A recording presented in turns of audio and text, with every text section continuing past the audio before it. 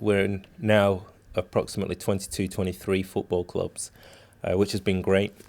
I'd like to thank all the coaches and the academy staff who've welcomed me in, which is great. It's very refreshing that they're very open to somebody from the outside coming in and adding something to the programme. It's been mixed, so some have been very curious, some have been very resistant at first. Apologies for the coaches who I've had to kick out of the room at the time, but I think they understood. So when we got to a point where we were really asking the boys to have what I call the difference between a chat and a conversation. So most players are having chats about the game, but nothing improves in football or in sports or in life until you have an honest conversation. And so when I ask the boys, I say to them, it's time to have an honest conversation about your game.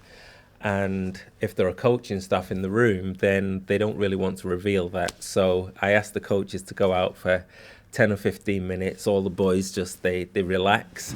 And then, they start to disclose what's really going on with them, what's affecting the game, what they're afraid of, expectations. The guys that I've spoke to, they give me a number of what they come into training at every day. Some of the coaches have been there and seen it. And it's interesting. Honest account, they'll say anywhere from 5 to 8. And the average is around 6.5, 7. And then they tell me they want to play for England or their country, or they want to be in the first team. And they're expecting to they're training at level 5 and 6, depending on who they're playing, but they're actually wanting to be a top player.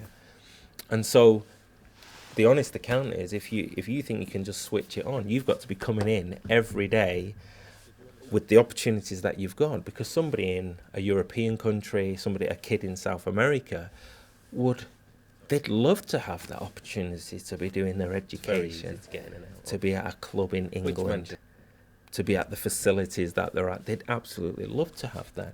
And so it's really about having the boys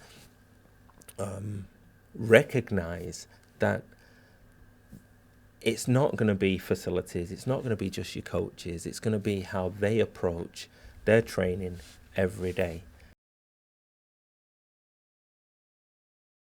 It's not on the training ground that is going to make the big difference to their ability. So it's like Torres, and we use this as an example.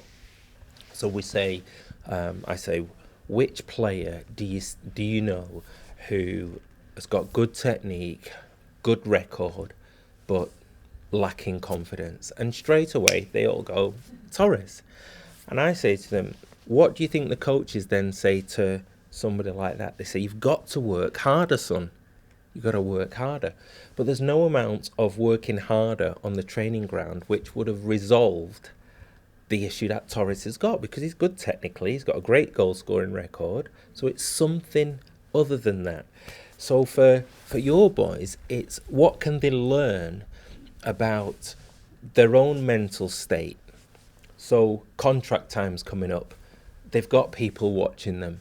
That has an impact on the performance. What I want them to know is the ingredients to when they've been at the very best. So when they've been at the very best, how do they get themselves back into that frame of mind?